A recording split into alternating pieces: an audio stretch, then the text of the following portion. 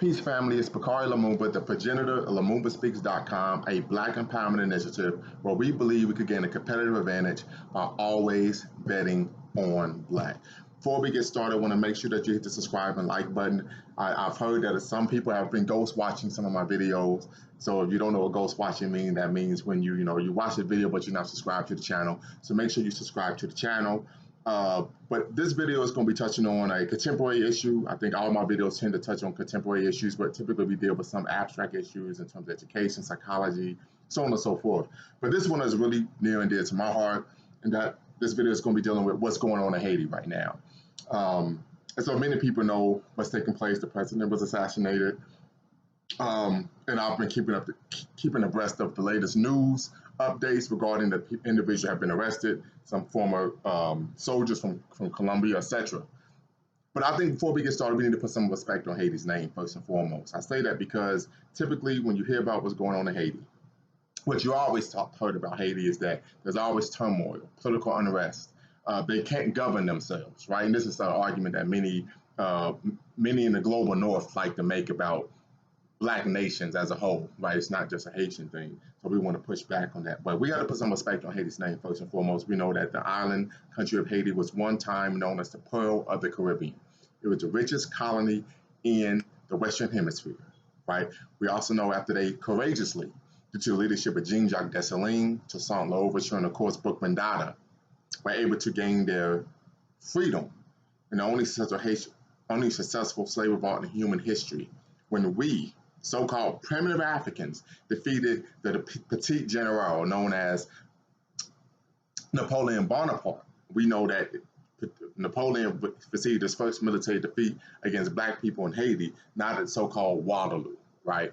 Or of course when he tried to invade Russia. But I say that to say that we got to put some respect on Haiti's name, right? We know that the Haitian Revolution, the success of the Haitian Revolution, created the ideology and movement that we now know and call Pan-Africanism. We know that Gabriel Prosper stated that he was inspired by the Haitian Revolution to take up arms and use the revolutionary violence to free African people, not only in America, but hopefully throughout the world, right? We also know that the American government took a stance that we will not allow Haitians to come to America because they have a history of wanting to fight. So that was just part of their lineage. They want to fight. They ain't going for this, right? We even see that today when we look at what took place in the 90s when Cuban immigrants were allowed to immigrate to America, but Haitians weren't, even though these are both Caribbean nations who were so-called leaving with political turmoil, so on and so forth. So I think it's very important that we put some respect on Haiti's name. We also know that due to gunboat diplomacy, after they gained their independence from France back in 1804, that they had to pay reparations for the infrastructure that was damaged, right? So we understand that. We also understand that many nation states refused to buy, sell, or trade with Haiti, as creating a type of economic blockade, for lack of better words, to devastate the Haitian country, plunge them into poverty, so they would not have the wherewithal to not only fight and defend themselves, but also support liberation movements of Black people and other colonized nations as well. And this is something that even under Kwame Nkrumah, he sought to do in Ghana. When Ghana was doing very well, particularly economically, they were giving money to different revolutionary organizations throughout Africa to fight against white hegemony, white colonialism, imperialism, etc. on the African continent. So I think it's very important that we set the table when we talk about Haiti and what's going on here. So I also want to say, I know I'm not the strongest avenger or the highest grade of weed in the dispensary, but I'm just giving my take as a Pan-Africanist. I believe it's very important that all African people on the continent or even in the diaspora, the decadence of the Western world, right, that we take a concern with what's going on with Haiti. For me, it's very important. I have some Haitian brothers and sisters that I'm friendly with. I've always had great dealings with Haitian brothers and sisters, and I just respect their lineage and what they were able to do, right? Once again, we're not just talking about the only successful slave revolt in African history or Black history, but we're talking about the history of the world. And they were to parlay that into creating their own nation state, showing Black people that where we went in the world, that no matter what, we could resist. We could resist white hegemony and successfully resist white hegemony and create our own nation state, which is very important. And so, in fact, I've even read literature of many African Americans after emancipation, right, put air quotes on emancipation, seeking to what? Migrate from America to Haiti. Literally, there was actually a group with the father of Black nationalism, Martin Delany. He was part of a group who One said we're going to go here, and another said we're going to go to Haiti. And so some of them even made it from my hometown, Dayton, Ohio, to actually go to Haiti. So I think it's very important that we understand that Haiti has always been a place that has had a near and dear to the African world, particularly in the diaspora. But with that being stated, there's been a number of different incidents that's come out. There's been some talk that they were calling on the United States government to come in. We know that the United States government occupied Haiti for 19 years, from 1915 to 1934, after President Sam was actually killed after being actually being pulled from the actual French embassy by the mulatto ruling class due to the fact that the public found out about him having a number of political rivals assassinated and executed, for lack of better words. But America's real concern was with protecting their economic interests, and that's why they invaded and sought to stabilize the country. I'm going to say stabilize in air quotes. But I think what's most important, we talk about this, many people say, yes, we need to continue the Haitian Revolution. We need to support what's going on. And I tell people all the time that many people romanticize war, particularly here in the Western world, even in the United States of America. We romanticize war. We see movies like Saving Private Ryan. We see movies like Pearl Harbor. We see movies like Fury, starring Brad Pitt. Great movie, by the way, actually. And we tend to romanticize war. But as someone who was in the military, someone who was a veteran, someone who went through that type of training, there's nothing romantic about it, right? It's actually, I would argue, hell on earth. But I can recall just going through the training, people being like, yo, I'm not up for this.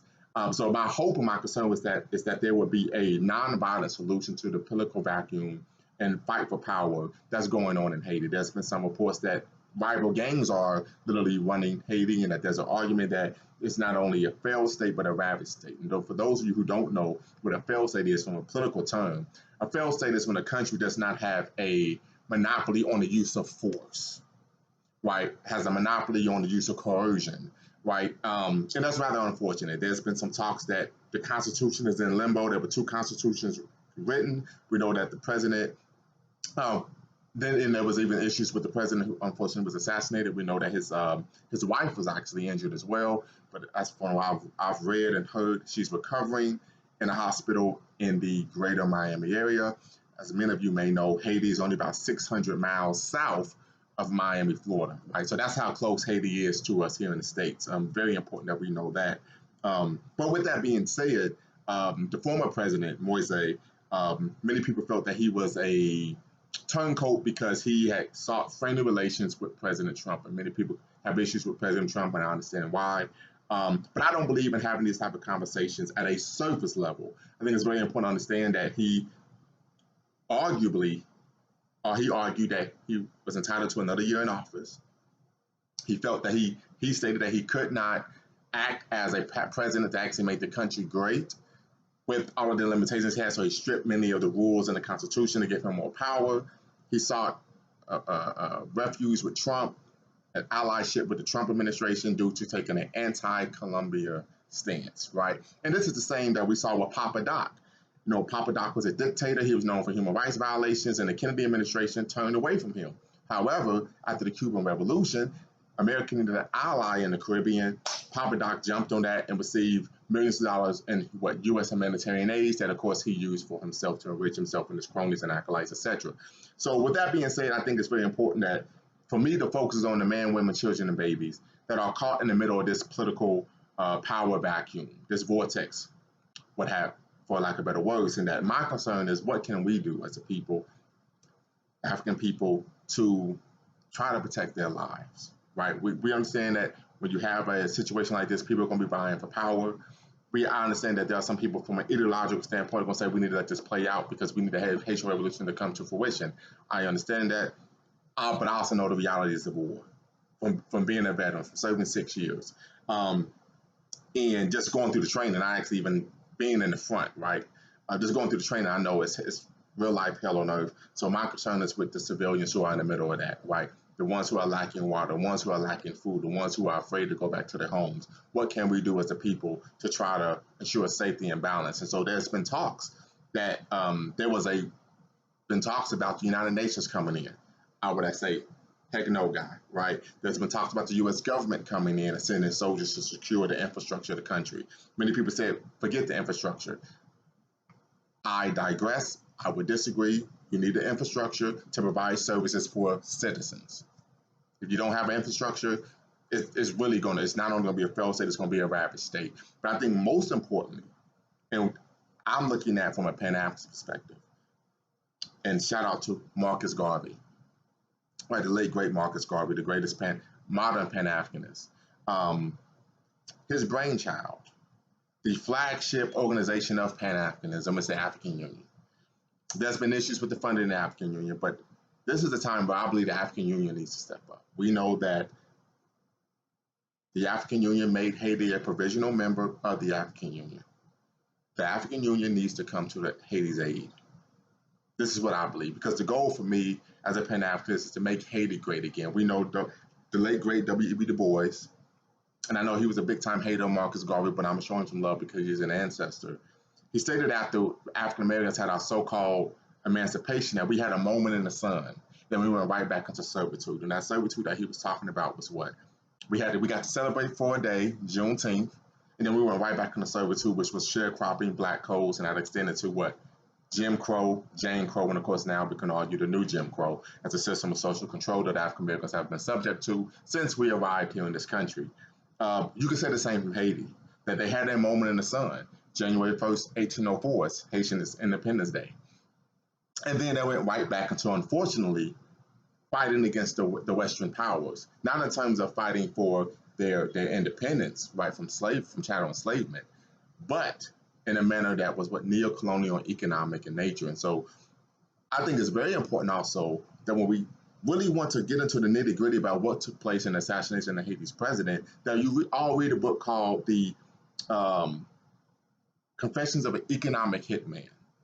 Great book, very important book. I've read the book, and it talks about how when the IMF and the World Bank or the UN or the US, the Western powers, particularly the United States government, can't get someone to do X, Y, Z, it's in the economic hitman, and it says, hey, either you do X or we're going to do Y, and the Y ends up with a bullet in your head, right? So I think that's very important. But with all that being said, I think, once again, the focus for the African world should be to make Haiti great again, right? We should not want to see this country, which was the first and only successful country to actually gain their independence from slavery, become a nation state, and be in the situation that it is in. So we could lend financial support, logistical support, engineering, so on and so forth, to help Haiti restore itself to its traditional greatness and achieve that idea that Toussaint Louverture always had and Jean-Jacques Dessalines always had for Haiti as the country, the nation state.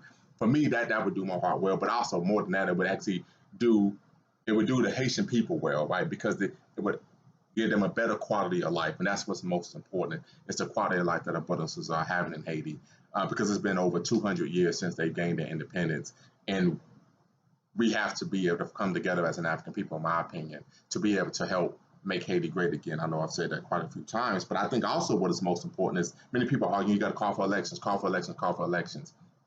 We also know that oftentimes in a so-called democratic system, in an election, whoever spends the most money, 90% of the time is going to win. And that person who's being funded oftentimes are backed by oligarchs and plutocrats who want to what? Make sure that their will is done, not the will of what is in the best interest of the country, right?